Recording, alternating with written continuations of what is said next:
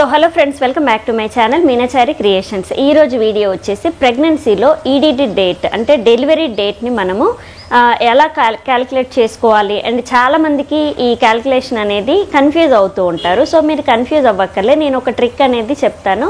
So దాన్ని బట్టి మీరు ఖచ్చితంగా అది ఎస్టిమేటెడ్ డేట్ అనమాట. మనకి పర్టికులర్గా ఇదే రోజు అవుతుందని ఏం లేదు. ఏదైనా ఎంత డాక్టర్స్ క్యాలిక్యులేట్ చేసి చెప్పినా మీరు క్యాలిక్యులేట్ చేసుకున్నా కానీ ఒక 2-3 డేస్ లేదా 1 వీక్ దాకా అటు ఇటుగా అవ్వడం కామన్ అనమాట.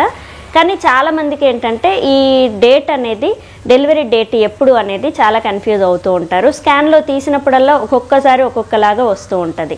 సో అలా కాకుండా మీరు ఇలా క్యాలిక్యులేట్ చేసుకొని చూడండి. సో ఖచ్చితంగా అదే డేట్కి మీకు డెలివరీ అవుతుంది, లేదా ఒక 1 వీక్ అటు ఇటుగా అవుతుంది. అంతేకాని దానికి ముందు అయితే మీరు ఇంకా కన్ఫ్యూజ్ అయ్యి ఎప్పుడవుతుందో అని టెన్షన్ పడాల్సిన పని ఏం లేదు. స్కాన్ రిపోర్ట్లోని తిరిగేస్తూ ఉంటాం మనము.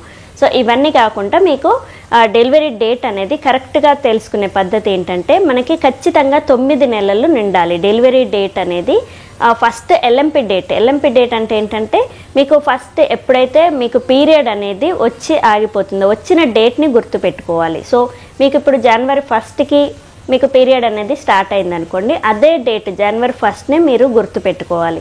అండ్ ఫిబ్రవరిలో మీకు ప్రెగ్నెన్సీ అనేది కన్ఫర్మ్ అవుతుంది. కానీ చాలామంది మిస్టేక్ ఇక్కడ ఏంటంటే ఫిబ్రవరిని కౌంట్ చేస్తూ ఉంటారు. సో ఫిబ్రవరిని కౌంట్ చేయకుండా జనవరి 1కే మీరు కౌంటింగ్ అనేది చేసుకోవాలి.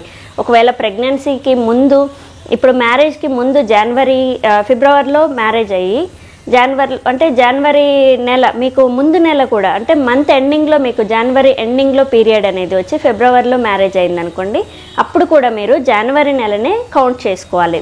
మ్యారేజ్ అయింది ఫిబ్రవరి కదా, జనవరి ఎలా కౌంట్ చేసుకోవాలని ఈ కాల్స్ కూడా నాకు ఎక్కువ వస్తూ ఉంటాయి. సో మనకి పీరియడ్ ఎప్పుడైతే స్టార్ట్ అవుతుందో అదే డేట్ని, ఎగ్ రిలీజ్ డేట్ అనేది ఫిబ్రవరిలో ఉంటుంది కాబట్టి ఇది జనవరి ఎండింగ్ కదా, ఎగ్ రిలీజ్ టైము ఫిబ్రవరి కాబట్టి మీరు ఇంకా జనవరి నుంచే మీకు అదే లాస్ట్ ఎల్ఎంపి డేట్ అనమాట మీది. సో అదే కౌంట్ చేసుకోవాలి. చాలామంది మ్యారేజ్ అయిన తర్వాత ఫిబ్రవరిది కదా నాకు మిస్ అయిన డేట్ చేసుకుంటూ ఉంటారు. ప్రెగ్నెన్సీ ఎప్పుడైనా ఎల్ఎంపి డేట్ అంటే లాస్ట్ మీకు పీరియడ్ ఎప్పుడు వచ్చిందో అది కౌంట్ చేసుకోవాలి. సో అక్కడి నుంచి ఇప్పుడు జనవరి 1కి మీకు పీరియడ్ అనేది స్టార్ట్ అయిందనుకోండి, 9 మంత్స్ కౌంట్ చేసుకోవాలి. సో సెప్టెంబర్ 1 వరకు కూడా మీకు కంప్లీట్గా 9 నెలలు నిండుతాయి అన్నమాట. సో సెప్టెంబర్ 31 వరకు మీకు 9 నెలలు నిండుతాయి.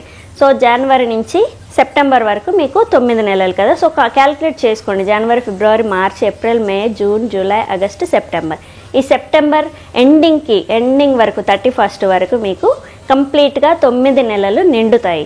సో నిండిన తర్వాత ఎవరైనా సరే స్కానింగ్ రిపోర్ట్లో కూడా ఇలానే క్యాలిక్యులేట్ చేస్తారు. 9 నెలలు కంప్లీట్గా నిండి ఒక 7 రోజులు ఎక్స్ట్రా క్యాలిక్యులేట్ చేస్తారనమాట. కరెక్ట్గా మీకు నెలలు నిండాలి. నిండిన తర్వాత 7 రోజులు కౌంట్ చేసుకోవాలి. అంటే అక్టోబర్ 7వ తారీఖు మీ ఈడీడీ డేట్. సో ఎల్ఎంపి డేట్ని బట్టి ఈడీడీ డేట్ అనేది ఇలా క్యాలిక్యులేట్ చేసుకోవాలి. సో కన్ఫ్యూజ్ అవ్వాల్సిన పని ఏం లేదు. సో జనవరి 1 నుంచి సెప్టెంబర్ 31 వరకు మీకు కరెక్ట్గా 9 నెలలు నిండుతాయి. దాని తర్వాత 7 రోజులు మీరు క్యాలిక్యులేట్ చేసుకోవాలి. సో 7 రోజులు యాడ్ చేయాలి.